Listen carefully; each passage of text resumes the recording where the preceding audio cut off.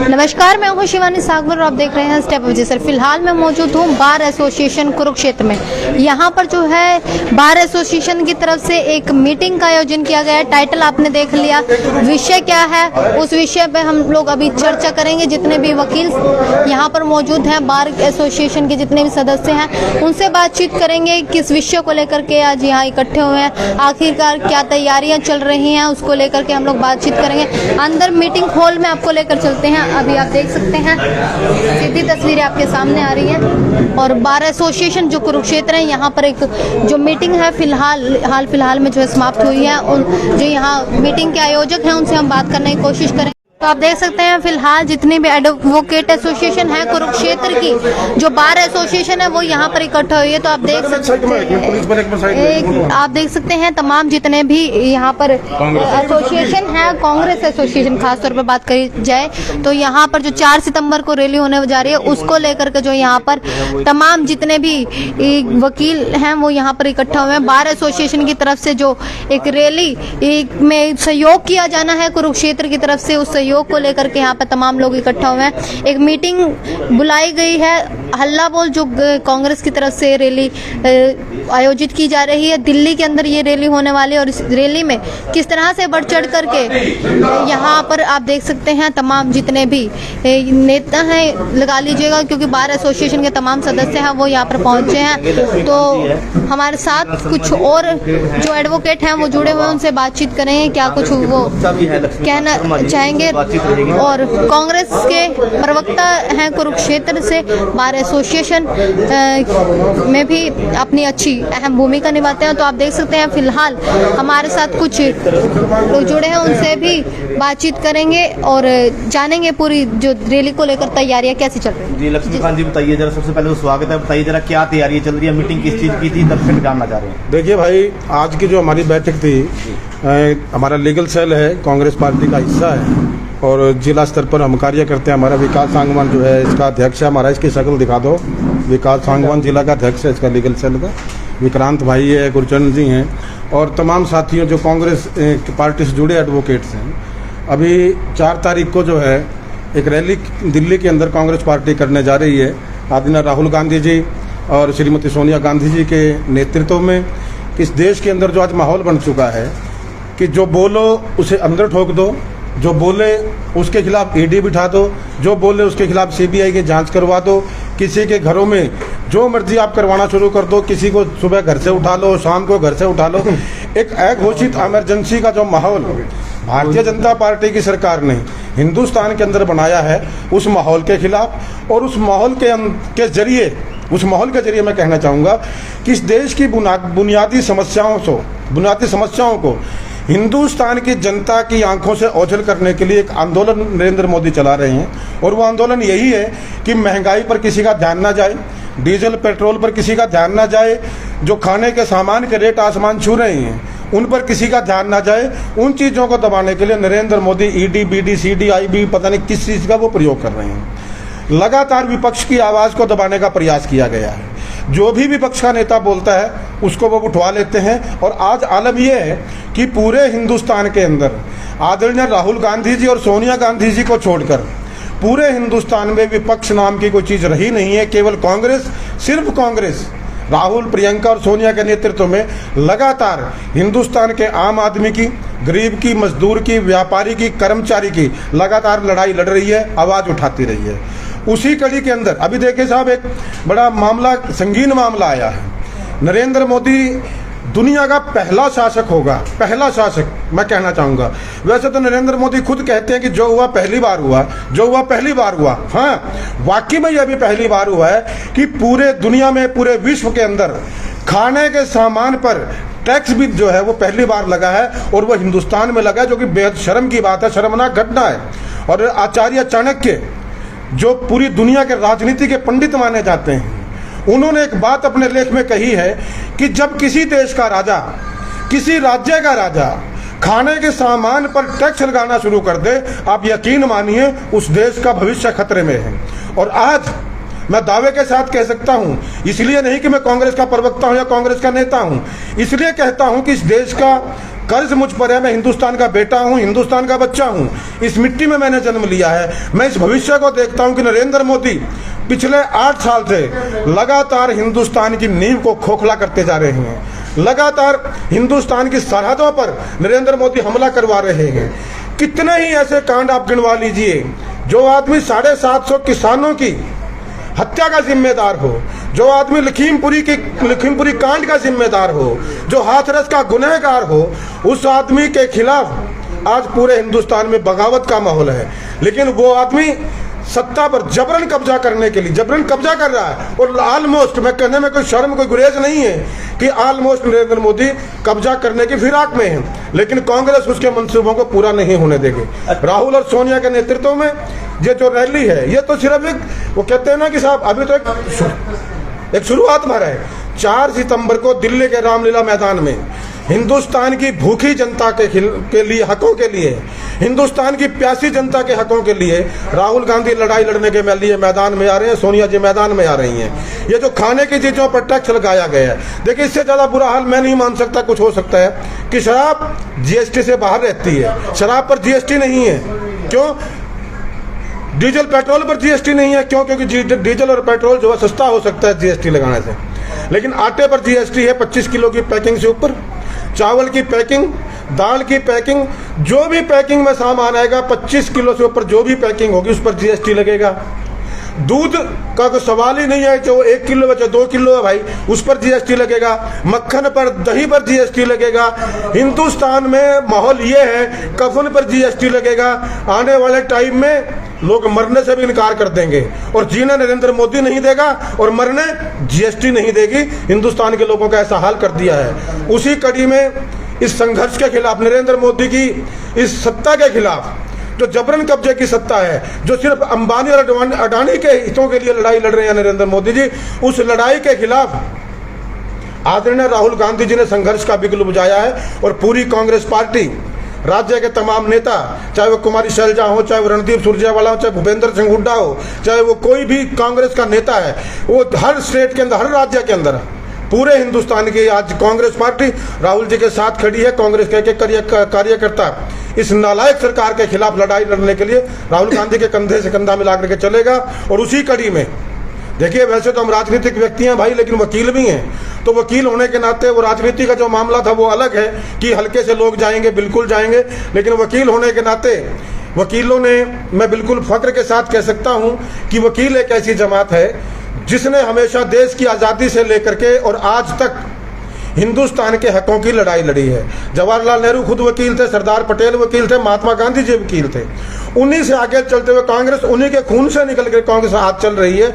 और आज कुरुक्षेत्र के बार के वकीलों ने भी दिल्ली के हल्ला बोल रैली में हिस्सा लेने के लिए, ये मुहिम का हिस्सा बनने के लिए जो नरेंद्र मोदी के खिलाफ चल रही है, और उस रैली में आहुति डालने के लिए आज संकल्प लिया है कि कुरुक्षेत्र बार के सैकड़ों वकील साथी वहां पर जाएंगे और इस महंगाई के खिलाफ हल्ला बोल रैली में अपनी हिस्सेदारी करेंगे। अच्छा लक्ष्मीकांत जी, एक बात बताइए, क्योंकि मुझे भी बात याद आ रही है महंगाई को लेकर।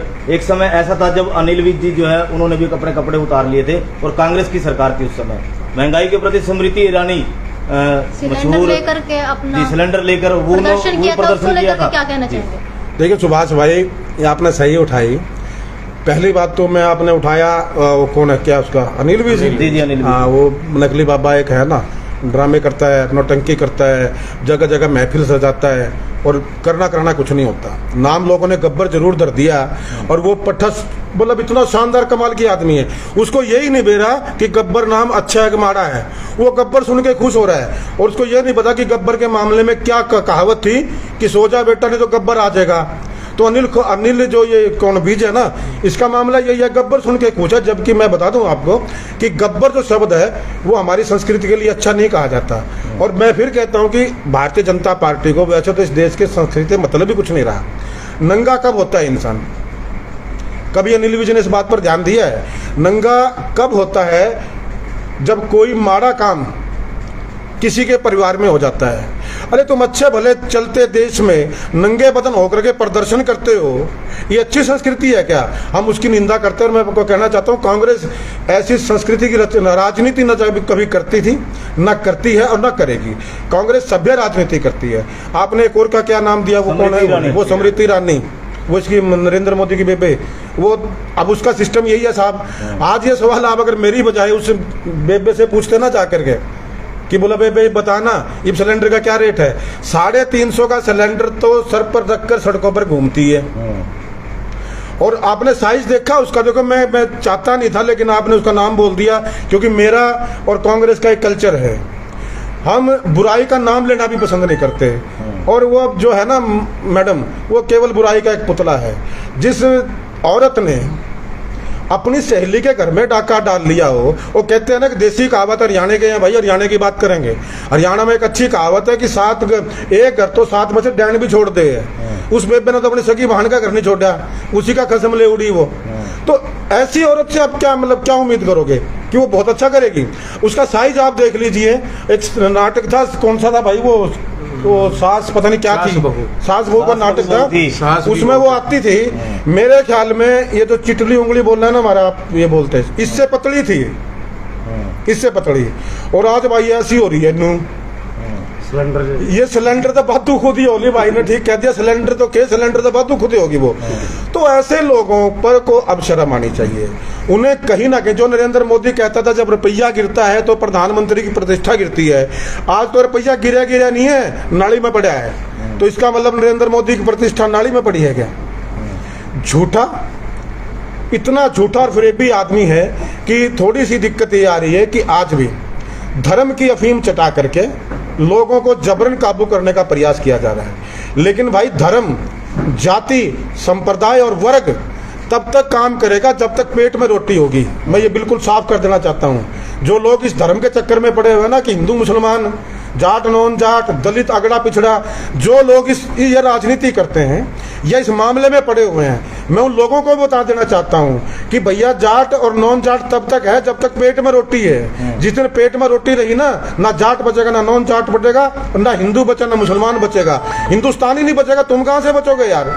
तो आज हिंदुस्तान के अंदर रोटी बचाने की सबसे बड़ी जरूरत है और कांग्रेस पार्टी आम आदमी के लिए रोटी बचाने की लड़ाई लड़ रही है। और दिल्ली की रैली इसका शंखनाद है। दावे के साथ कहते हैं कि यह शंखनाद जारी रहेगा और 2024 के अंदर हिंदुस्तान की जनता को कांग्रेस जीत का तोहफा देकर नरेंद्र मोदी के शासन को अखाड़ कर फेंकेंगे। सर, रैली का सफल होना किसे मानते हैं? रैली का सफल होना किस तरीके से मानते हैं? रैली का जब जनता की आवाज उठेगी, जनता जाएगी। आज आप देखिए ना, आधे घंटे का टाइम था, आधे घंटे का। कोई आदमी, भाजपा का कोई नेता, ये बैठे हुए जितने मर्जी बैठे हैं, बड़े बड़े दिग्गज बैठे हैं ना, भाजपा का जिला प्रधान, विधायक है भाजपा का विधायक और भाजपा के सांसद को आप बोलो कि भाई आधे घंटे में 50 आदमी इकट्ठे कर दे, पता लग जाएगा 50 आदमी आधे घंटे में। लेकिन हमारे कांग्रेस के साथियों ने, लीगल सेल के साथियों ने, कांग्रेस माइंडेड लोगों ने आधे घंटे के बुलावे पर 50 से ज्यादा वकील यहाँ पर इकट्ठा हुए हैं।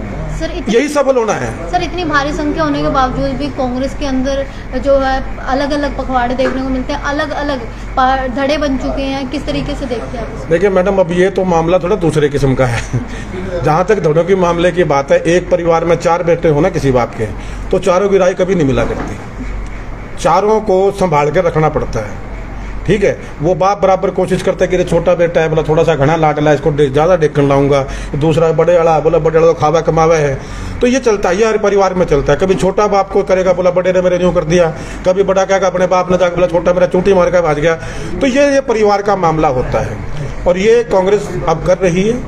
कांग्रेस के अंदर कुछ ऐसे लोग शामिल हुए थे पीछे, जिन्होंने कांग्रेस में सत्ता की मलाई चाटी है। और मुझे कहने में कोई गुरेज नहीं, आप फिर पूछोगे मुझसे, आप पूछो, मैं बता देता हूँ। गुलाम नबी आज़ाद और इसकी कुछ इसी जैसे, कपिल सिब्बल था, कुछ और लोग भी अभी बचे हुए हैं। जिन लोगों ने 50 साल गुलाम नबी आज़ाद साहब सत्ता का सुख भोग चुके हैं, अब ये जो यहाँ साथी खड़े हैं ना, इनमें से किसी ने सत्ता का सुख नहीं भोगा। कोई मेंबर तक नहीं रहा बेचारा सरकार के अंदर। ये क्या कांग्रेस है गद्दारी करेंगे, क्या कांग्रेस हमारा करेंगे? जिन लोगों ने 50-50 साल सत्ता का सुख भोगा, 4 बार लोग राज्यसभा के सदस्य रहे, लोकसभा के मेंबर रहे, केंद्र में मंत्री रहे, राज्य के चीफ मिनिस्टर रहे।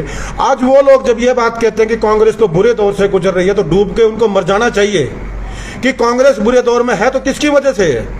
जब वो लोग सत्ता में थे, कांग्रेस के किसी वर्कर का भला नहीं किया, उनकी कोठी पर जाते थे, चाय तक पानी तक वो लोग पूछते नहीं थे, तो कांग्रेस का वर्कर क्या करेगा।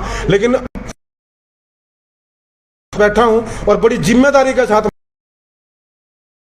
कहता हूं, कांग्रेस आला कमान को भी कहीं ना कहीं अब निर्णय लेना पड़ेगा कि ये पुराने चले हुए कारतूस चाहिए, जिन्होंने सत्ता की मलाई चाटी, कांग्रेस को बोधा किया, खोखला कर दिया, कांग्रेस की जड़ें खत्म कर दी, कांग्रेस का खून तक इन लोगों ने पिया। ऐसे लोगों के दम पर सत्ता लेनी है, या कांग्रेस का नौजवान चाहिए, कांग्रेस के नए आदमी चाहिए, क्योंकि हिंदुस्तान की राजनीति आज करवट ले चुकी है।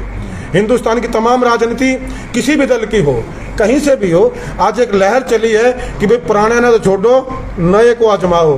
तो कांग्रेस आला कमान भी संज्ञान लेगा। लेकिन मैं फिर कहता हूं कि जो लोग ये खाक मांगे, इनकी किस्मत थी भाई। लेकिन सबसे बड़ी बुरी बात यह है कि जब आपके राष्ट्रीय अध्यक्ष की माता का जो है इंतकाल हो चुका हो, उसका निधन हो चुका हो, और आप अपने राष्ट्रीय अध्यक्ष को कोस रहे हो, ये सबसे बड़ी जलालत की बात मैं मानता हूं। ऐसा नहीं होना चाहिए था। 27 तारीख को आदरणीय सोनिया गांधी जी की माता का निधन हुआ और गुलाम नबी आजाद वहां पर टिप्पणियां कर रहे हैं, तो ये अशोभनीय कार्य है। बिल्कुल कांग्रेस मजबूती के साथ उभरेगी, राहुल के गांधी, सोनिया गांधी के नेतृत्व में उभरेगी, और 2024 में आप भी यहीं और हम भी यहीं हैं, फिर सत्ता में लौटेंगे, फिर नरेंद्र मोदी को सत्ता से बाहर करेंगे। इसको तब पता लगेगा कि हिंदुस्तान के आम आदमी की ताकत क्या है। जी धन्यवाद। तो दोस्तों ये देखिए, तो अभी आपने देखा है कि तमाम जितने भी कांग्रेस के यहाँ एडवोकेट थे, कुरुक्षेत्र बार एसोसिएशन के, उन सभी से हम लोग जुड़े और बातचीत की, उनके विचार जाने कि क्या है। यदि आप लोगों का कोई प्रश्न रह गया हो तो मैं अगली बार जरूर पूछूंगी। तब तक के लिए बने रहिए अगली लाइव तक। तब तक के लिए जय हिंद, भारत।